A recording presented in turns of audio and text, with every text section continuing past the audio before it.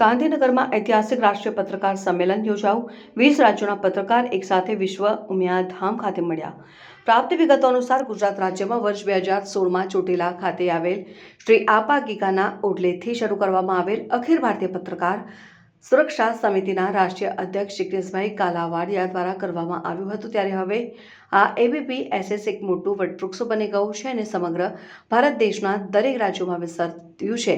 જોકે સૌરાષ્ટ્ર ગુજરાતની પાવન ભૂમિ ઉપર ભારતીય પત્રકાર સુરક્ષા સમિતિ દ્વારા દરેક જિલ્લા અને તાલુકામાં સંગઠનોની રચનાઓ કરવામાં આવી હતી અને આ ABPSSનું મહાઅધિવેશન 2026 વિશ્વ ઉમિયાધામ ખાતે યોજાયું, જેમાં સમારંભના અધ્યક્ષ જિગ્નેશભાઈ કાલાવાડિયા, દિલશાદ ખાન રાષ્ટ્રીય ઉપાધ્યક્ષ, રાકેશ પ્રતાપસિંહ પરિહાર રાષ્ટ્રીય મહાસચિવ, મહેકુંજ ખાન રાષ્ટ્રીય મહાસચિવ મહારાષ્ટ્ર, મનોજકુમારસિંહ રાષ્ટ્રીય મીડિયા પ્રભારી બિહાર, મનમોહનસિંહજી ધવલભાઈ માકડિયા રાષ્ટ્રીય સચિવ, JP જાડેજા, બાબુભાઈ ચૌધરી, ડોક્ટર રૂપલબેન પટેલ, ઝેણુભા વાઘેલા પ્રદેશ મહામંત્રી ગુજરાત, મિનહાજ મલિક સંયોજક શાળા સહિત રાજકીય પક્ષોના નેતાઓ, ભાજપ મંત્રી કુંવરજી બાવળિયા, કાંતિભાઈ અમૃતિયા, આમ આદમી પાર્ટીના પ્રમુખ ઈશુદાન ગઢવી, કોંગ્રેસ નેતા અને પૂર્વ મંત્રી ભરતસિંહ સોલંકી, ભાજપ ધારાસભ્ય ધવલસિંહ ઝાલા સહિત વિશ્વ ઉમિયાધામના ટ્રસ્ટીઓ પણ હાજર રહ્યા હતા અને સૌપ્રથમ જગત જનની માં ઉમિયા માતાની આરતી કરીને કાર્યક્રમની શરૂઆત કરવામાં આવી હતી, જેમાં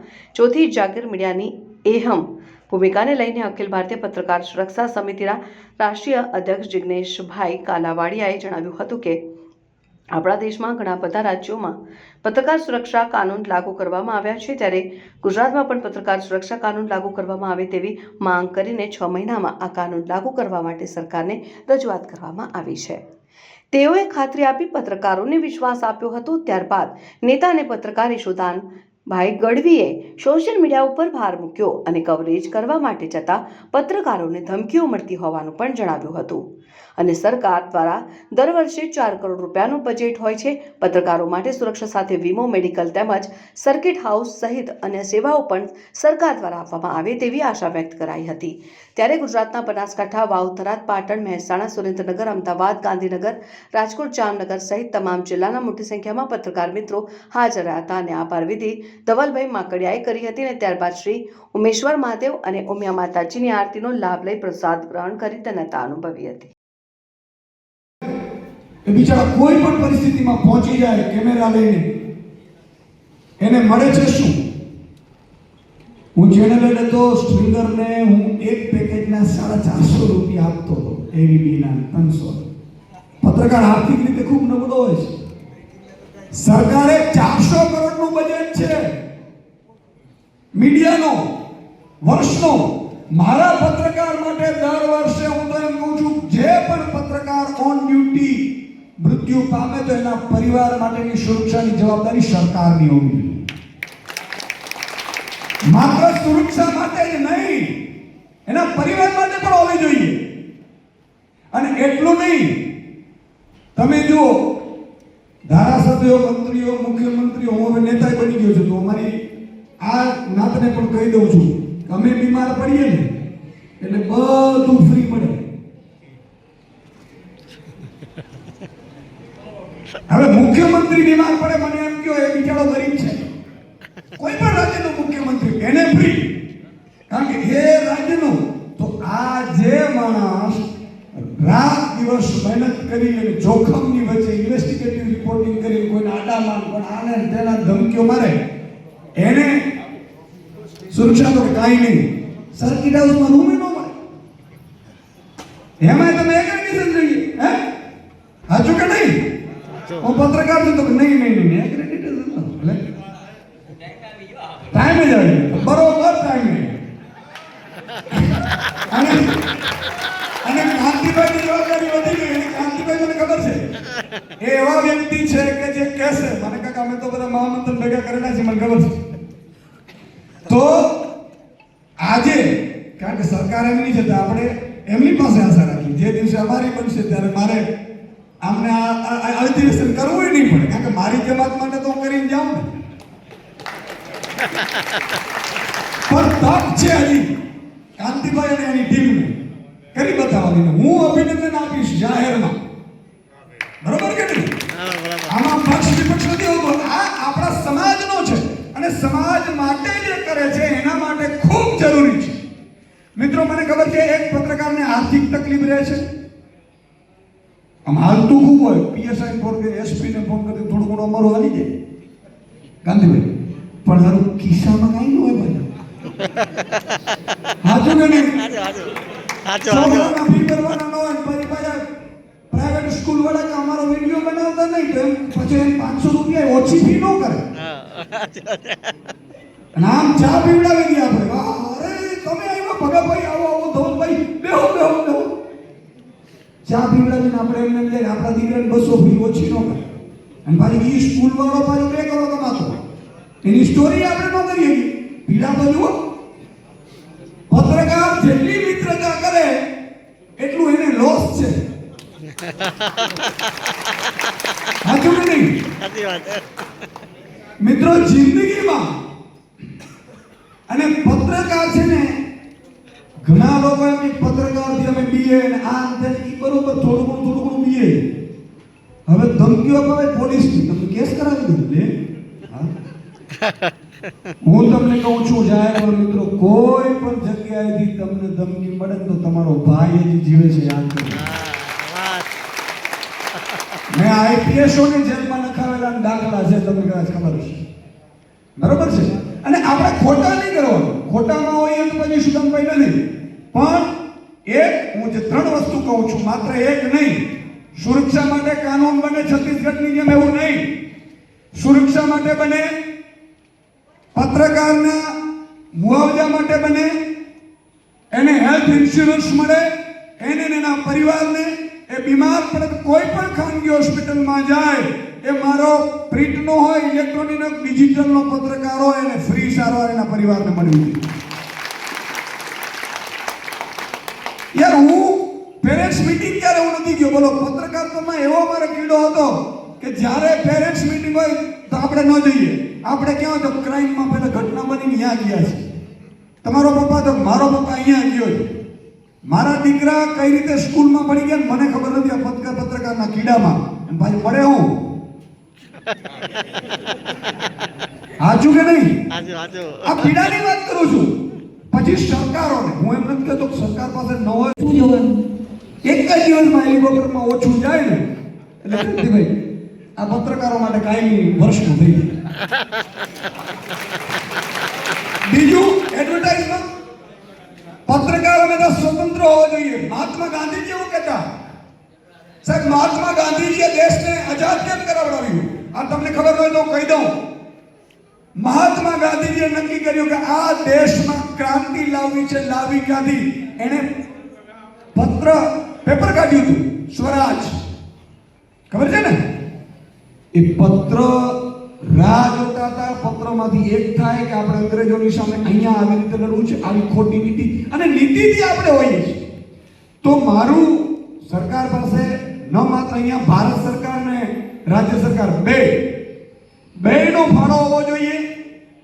400 કરોડનો એડવર્ટાઇઝનો બજેટ છે, એમાં કઈ આપણે કાંઈ મળતું નથી. હરામ કોઈ નથી મળતું. એ બધું ઉપર જાય. હાચું કે નહીં? તો પત્રકારત્વને એની હેલ્થની પોલિસી મળવી જોઈએ.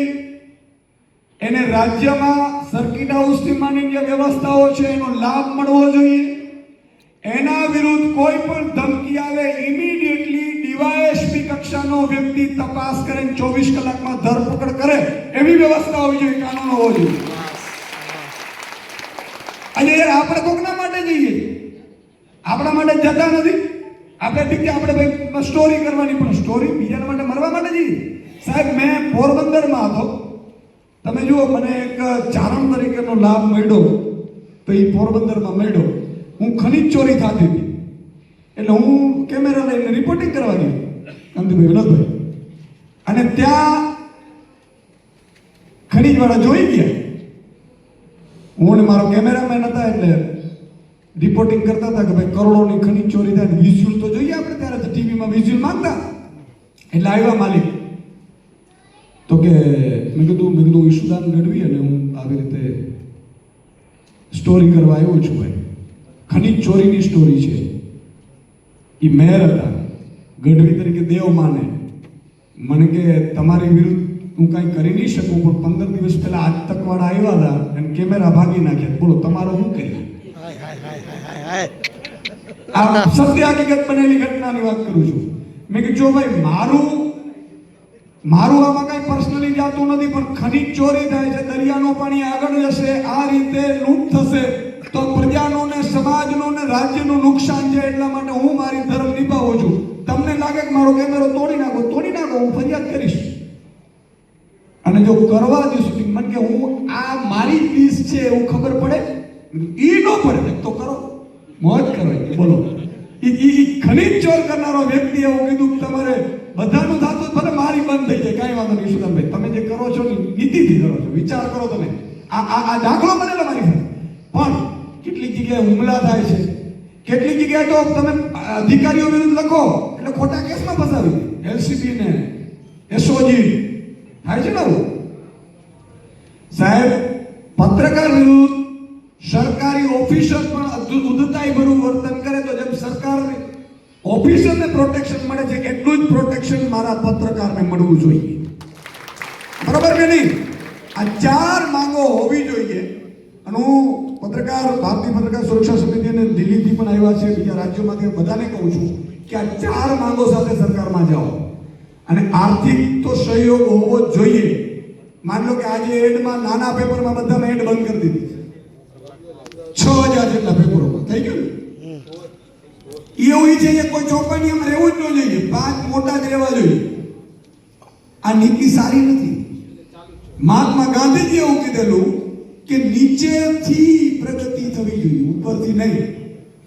હવે મારે યાર માલિક હોય ચેનલનો પેપરનો, એને કદાચ ઓછું મળશે મોટા પેપરનું તો એ તો નભી જાય, એને માંગવું નહીં પડે. આપણે તકલીફ પડે છે. તો જિલ્લાના પત્રકારો, તાલુકાના પત્રકારો, સ્ટેટના પત્રકારો, આ બધા માટે તમને આશરે પ્રેસ ક્લબનો પણ આપણે વ્યવસ્થિત નથી. બીજા રાજ્યોમાં એ પણ છે બિલ્ડિંગ. ઘણા બધા અધિકારો છે આપણા અધિકારો નથી ખબર. પણ છેલ્લે એક વાત તમને રિક્વેસ્ટ કરીશ કે આને કેમ્પેન જીગ્નેશભાઈ કરવું પડશે. તો કેમ્પેન કઈ રીતે કરીશું? તમારે એક હેશટેગ સાથે રોજ ગુજરાતના જેટલા પણ આપણા નોંધાયેલા પત્રકારો છે જે ડિમાન્ડ કરે છે ને, રોજ 2 મિનિટ ફેસબુક ઉપર કે ઇન્સ્ટાગ્રામ ઉપર લાઈવ થાય. કેવું છે? બરોબર છે નહીં? રોજ લાઈવ થવાનું. હું ભાઈ આ પત્રકાર છું અને હું આ સમાજમાં દૂષણ છે એની સામે પડ્યો છું. વિધાઉટ કોઈ સિક્યુરિટી નથી. કદાચ કોઈ ગુંડા મને દારૂના અડ્ડા ઉપર ગયો, 2 બુટલે કરાવે, એક્સિડન્ટ કરાવી દીધું. તો આ રીતે તમે સાહેબ આગામી એક અઠવાડિયાનું નક્કી કરો. અઠવાડિયાના આ દિવસે 500 પત્રકારો આ 5 ડિમાન્ડ સાથે ફેસબુક ઉપર હેશટેગ સાથે લાઈવ થશે. કરો સાહેબ, આનું પરિણામ ના આવે તો મને યાદ કરજો. તો આ બધી મંત્રી સાહેબને તો કહું છું કે તમારે થોડી વધારે જવાબદારી નિભાવવાની છે. તમે બરોબર ટાઈમે આવી ગયા એટલે જૂનાભાઈ, અમે કાંતિભાઈનો એક વાર તો હું શરત હારી ગયો. કાંતિભાઈ શરત હારી ગયો તો મેં કીધું કઈ છે નહીં કાંતિભાઈ. કાંઈ વાંધો નહીં, મોજ તો વાંધો નહીં. એટલે આ તો મિત્રતાના સંબંધ છે. પણ પત્રકારે હંમેશા એક વસ્તુ ધ્યાન રાખજો, આપણે ન્યુટ્રલ રહીને, નિષ્પક્ષ રહીને કામ કરવાનું હોય છે. શાસક વિપક્ષ, સારું કામ કરતું તો એને બતાવવાનું, વિપક્ષ સારું કામ કરતું તો એને બતાવવાનું, વિપક્ષ ખોટું કરતું તો એને ઠપકો આપવાનો. હમણાં તો બધા વિપક્ષ ઉપર જાણે બામ ચડાવીને બેઠો એ રીતે, અને આપણે ગુનો કરતી નથી. પણ વાંધો નહીં, કેટલાક એમને પણ સમજાશે આજે નહીં તો કાલે. આગ લગી હે તો તેરે ઘર ભી લગી. આટલું કહીશ. આજે તમે મને આ નાનો છે, આ મોટો છે, આ ચેનલનો છે. પત્રકાર ક્યારેય નાનો કે મોટો નથી હોતો. પત્રકાર એ હોય છે જેને દેશદાજ હોય છે. પત્રકાર એ હોય છે કે જેને આ ધરતી માટે બીજાના માટે, પરમારથ માટે ગમે તેવા જોખમો ઉઠાવવાની તાકાત ધરાવતો જ ઈ પત્રકાર બની શકે છે. રાજ તમે કલાકાર બની શકો, બાપ તમારો મુખ્યમંત્રી હોય, તમે નેતા બની શકો, પણ પત્રકાર એમને એમ નથી બનાતો. એના માટે જીગરો જોઈએ, અને તમે એમાંના છો. મને જ્યારે કાલે કહેવામાં આવ્યું કે તમારે પધારવું જ પડશે ઈશુદાનભાઈ, તો મારે કાર્યક્રમ હતો ખંભાળિયામાં. દિનેશભાઈ, મયુરભાઈ બધાએ ટીમે કીધું, મેં કીધું એ પોસ્ટપોન કરી દઈશ, કારણ કે મારે મારી જમાત માટે જવું છે. હું નેતા હોઉં, પદ હોય, ગમે તેવું હોય, એ બીજા નંબરની વાત, પણ મારું આત્મા, મારું ખોડિયું આજીવન પત્રકાર રહેવાનું છે. અને એટલા માટે આજે મને ખૂબ આનંદ થયો કે માં ભગવતીના સાનિધ્યમાં આપણે સૌ મળ્યા છીએ. મિત્રો, 11મા ધોરણમાં ભણતો, અને 11મા ધોરણમાં હાઈસ્કૂલમાં જે એક કોઈ પત્રકાર આવેલો, આપણે હાઈસ્કૂલમાં ખબર છે બધા કહે કે ભાઈ એક કામ કરો, આજે મહેમાન આવ્યા છે, બધા વિદ્યાર્થીઓ બેસજો, એ સંબોધન કરવાના છે. એટલે બધા મિત્રો અમે રમવા નીકળી ગયા હતા. સ્કૂલ પૂરી થઈ ગઈ હતી, હાઈસ્કૂલ. પછી પાછળથી આવ્યા ને એમાં હું બેસો. કોણ પત્રકાર હતા મને ખબર નહોતી. અને એ સમયે એ પત્રકારે જે અડધો કલાકનો લેક્ચર એટલે કે એ સંબોધન કર્યું, એમાંથી મેં એ સમયે નક્કી કરી લીધું કે મારે પત્રકાર થવાનું છે. હું ગામડામાંથી આવું છું, એક સામાન્ય પરિવારમાંથી. પત્રકાર કોને કહેવાય એ મને ખબર નહોતી, પ્રેસ રિપોર્ટર કોને કહેવાય મને ખબર નહોતી, ક્યાં ભણાય કે શું કરાય મને ખબર નહોતી, કે નહોતા મારા પરિવારને ખબર. મારા પપ્પા 4 ચોપડી બનેલા હતા, પણ એમને એક જ લક્ષ્ય હતું, મારો દીકરો ભણવો જોઈએ, આગળ જવું જોઈએ. અને સાહેબ, પછી અમદાવાદમાં મેં પહેલી વખત પગ મૂક્યો હશે કદાચ. કોલેજમાં હું ટીવાયમાં હતો, અને પછી મેં જામનગરમાં મારા પ્રિન્સિપાલને મળવા ગયો. મેં એવું કીધું, આવો કાંતિભાઈ અમૃતિયા, માનનીય મંત્રીશ્રી, મારા આગળ મિત્ર. વાહ,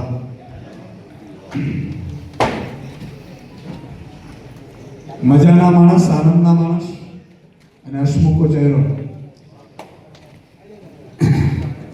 તો મિત્રો, હું વાત એ કરતો હતો કે ટીવાયમાં મેં નક્કી કર્યું કે પત્રકારમાં એડમિશન તો લેવું પડશે. આપણે તો કોઈ ઓળખાણ છે નહીં, લાગવગ છે નહીં, કરશું શું? અને એ સમયે મારા પ્રિન્સિપલે સાવલા સાહેબ એવું કીધું, જામનગર હું ભણતો, એમપી શાહ કોમર્સ કોલેજ, અને એમણે કીધું કે પત્ર લખો વિદ્યાપીઠમાં, ગુજરાત વિદ્યાપીઠમાં. મેં પત્ર લખ્યું. પછી અહીંયા વિઝિટ કરવા આવેલો, અને જામનગરથી સાંજે બેસેલો, અને સવારે અહીંયા બસમાં ઉતરેલો અમદાવાદ પાર્ટીમાં, સવારના વહેલી સવારે 5 વાગે. અને ત્યારે મેં નક્કી કરેલું, હું અમદાવાદમાંથી પત્રકાર બનીશ ને એક દિવસ ગુજરાતનો મોટો પત્રકાર બનીશ, એવો સપનું છે. અને મારી કૃપાથી બધું થયું. કહેવા એ માંગુ છું મિત્રો કે પત્રકારને તકલીફ કેવી છે. સાહેબ, આજે આપણે જે કલમનો રખેવાળ હોય એ જો અસુરક્ષિત હોય તો એના સમાજનું ભવિષ્ય અંધકાર હોય છે, એ રાજ્યનો દેશ. આજે આપણે કેના માટે જઈએ? કોઈએ કીધું કે ભાઈ અહીંયા આગ લાગી છે, ભાગો બધા. બધાય ભાગતા હોય ત્યારે મારો પત્રકાર યાગમાં જતો હોય છે. કોઈ મર્ડર થતું હોય, બધાય ભાગતા હોય, નીકળો નથી, ત્યારે મારો પત્રકાર એ ઘટનાનું કવરેજ કરવા જતો હોય છે. અને પત્રકાર, કોઈ એવું કીધું કે અહીંયા આમ ચાલે છે, અહીંયા નેખોલું આ ચાલે છે, ગુંડો ચલાવે છે, જે ગેરકાયદેસર કામ કરે છે ગુંડા જ હશે, 2 નંબરના રૂપિયાવાળા હશે. કેટલાય પત્રકારોને એક્સિડન્ટમાં મારી નાખ્યા છે અને દાખલા છે. એ સમયે એક સામાન્ય 10, 15 કે 20 હજાર કમાનાર મારો પત્રકાર પોતાના બાળકોની ચિંતા વગર એ દુરાધાર તરીકે પોતે સામે લડતો હોય છે. એ આ પત્રકાર.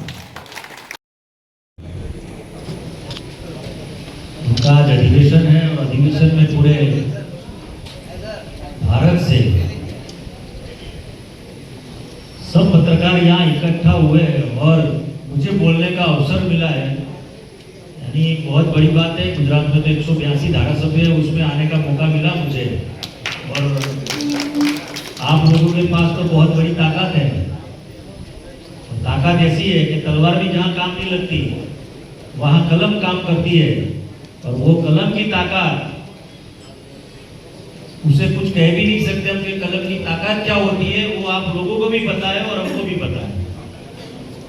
हमको इसलिए पता है कि अगर कलम लिखना चालू करते हैं तो हम धारासभ्य में रह नहीं सकते, आप समझ गए। और यहाँ पे जिग्नेश भाई है, आप में से एक नेता बने हुए हमारे प्रिय दोस्त यशोदान भाई भी यहाँ पे है। दुनिया धाम के सभी ट्रस्टी मंडल और यहाँ सेवा कर रहे सब लोग इकट्ठा है, और हमारे गुजरात के भी पत्रकार जिन्होंने हमारे पर विशेष प्रेम रखा है। दूसरी मीटिंग में मुझे आने का हुआ है, अवसर प्राप्त हुआ है। खास करके मुझे जानकर बहुत अच्छा लगा कि भारत का पत्रकार यहाँ इकट्ठा हो सकते हैं और दुनिया धाम में इकट्ठा होकर जो आपके दिल की बात है कि पत्रकारों को क्या चाहिए उसके लिए परामर्श कर रहे हैं। गुजरात विधानसभा के अंदर मेरा एक दोस्त पत्रकार है, उसने बात कहा कि भाई पत्रकारों के लिए कुछ होना चाहिए, क्योंकि उसके उसी टाइम पे एक घटना हुई पत्रकार के साथ। तो मुझे भी ऐसा लगा कि सही में अगर पत्रकार के पास ताकत होती है, होता है अकेला, और उसके पास कलम की ताकत होती है, और वो कहीं पर भी जाकर यानी खुद की परवाह किए बिना, यानी उसका जीवन की भी उसके परिवार की भी परवाह किए बिना वो डटकर सामने चले जाता है और सत्य को बाहर लाने का पूरा अवसर यानी पूरा प्रयत्न भी करता है। तो विधानसभा के अंदर हमने प्रस्ताव रखा कि इनको कुछ मिलना चाहिए। उनके लिए पत्रकार छोटा हो या बड़ा, उसकी खुद की सेफ्टी होनी चाहिए। डिस्ट्रिक्ट लेवल पर एक बैठने की जगह अच्छी तरह से होनी चाहिए, तालुका प्लेस भी होनी चाहिए। यानी इनके 15-20 जो आपकी बातें थी उसमें से काफी बातों को मैंने विधानसभा के गुरु में रखकर ये बात की, क्योंकि पत्रकारों के साथ मेरा मिलना जुलना रहता है, साथ उन लोगों के साथ बैठना रहता है। कहने का मेरा तात्पर्य ये है कि आज पत्रकार जितने पत्रकार यहाँ पे है उससे भी ज्यादा सोशल मीडिया चालू हुआ है, और सोशल मीडिया में काफी बातें जो आप बताते हो सही बात होती है, पर लोग सोशल मीडिया का दुरुपयोग कर उसको गलत बताने का प्रयत्न भी करते हैं। ये बात हम लोगों को पता है और आप लोगों को भी पता है।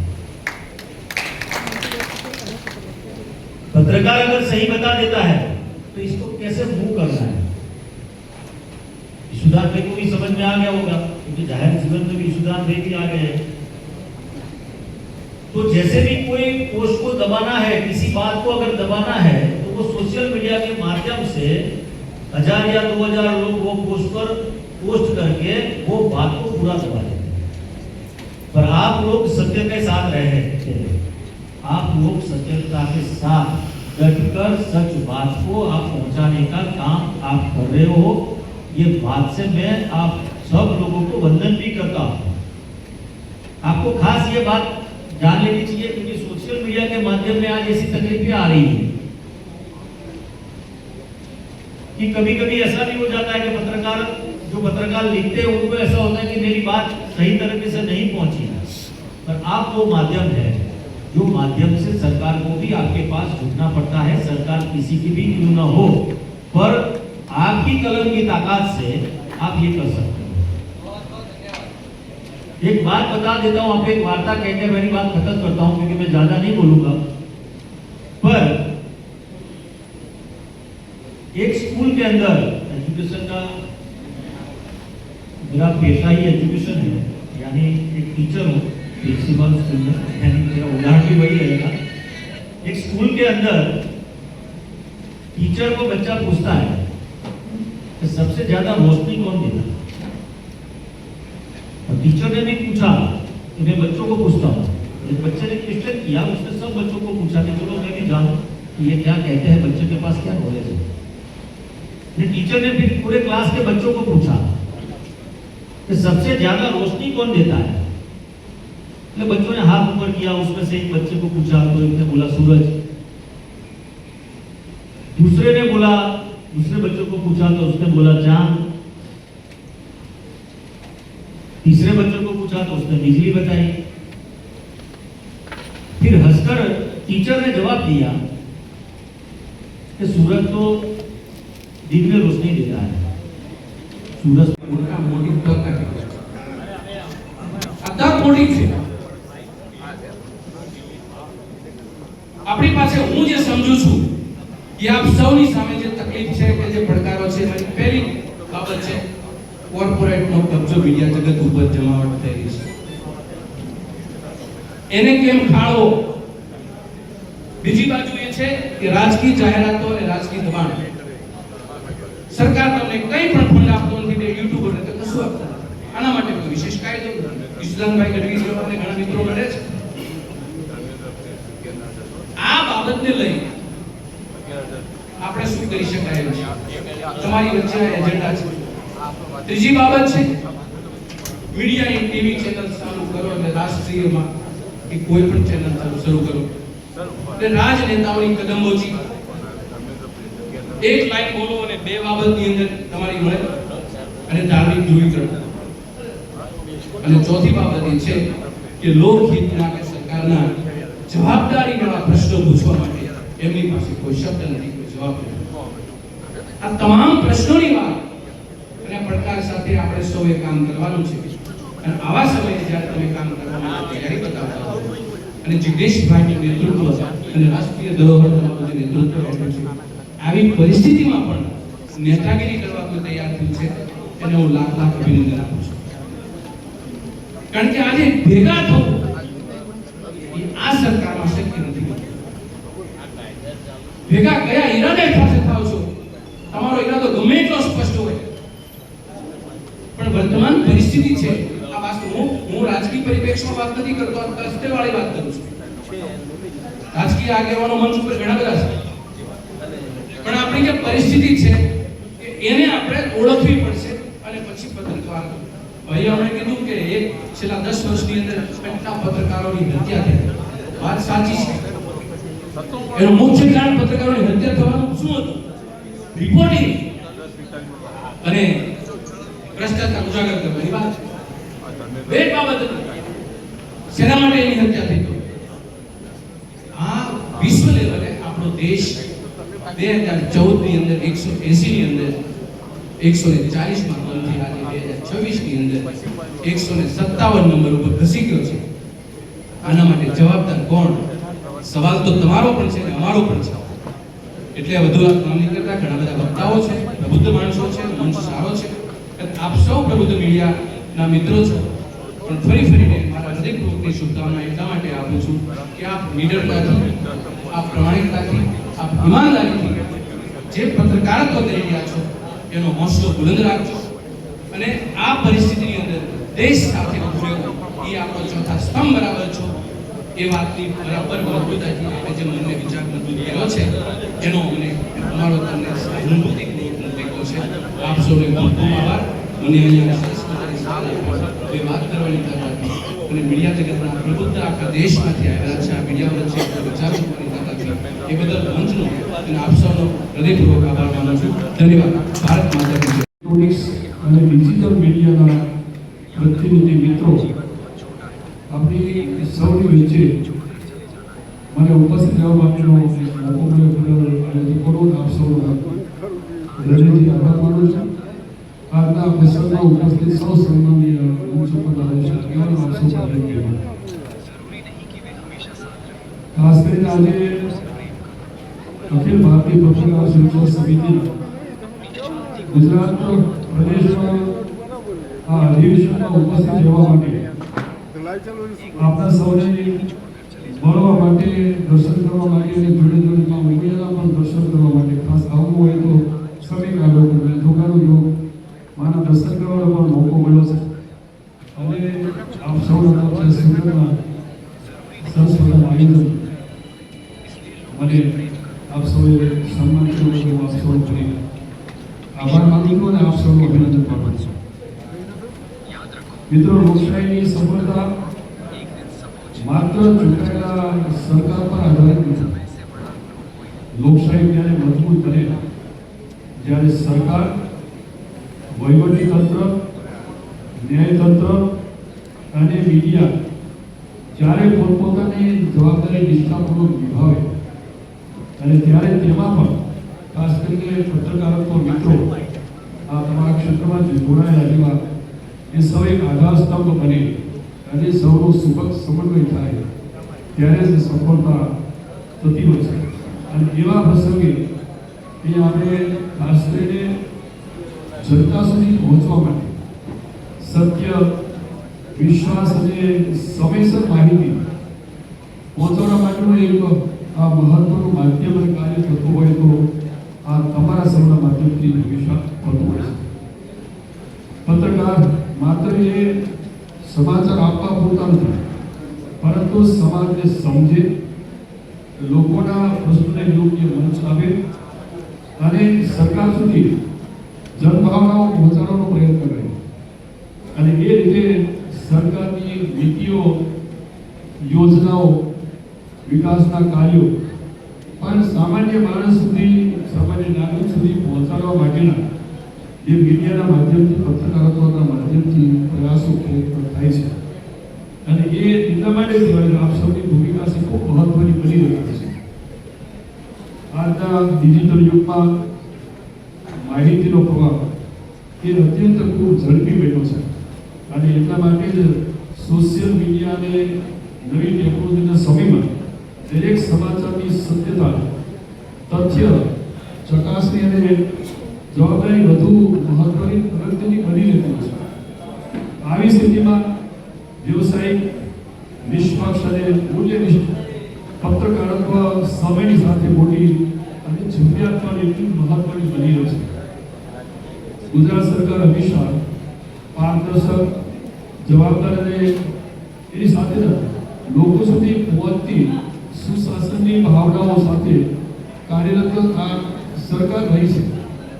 રાજ્ય સરકારનો સ્પષ્ટ અભિપ્રાય હંમેશા રહ્યો છે કે લોકહિતના નિર્ણયો અને વિકાસ કાર્યોની માહિતી સમયસર, પારદર્શક રીતે જનતા સુધી પહોંચાડવા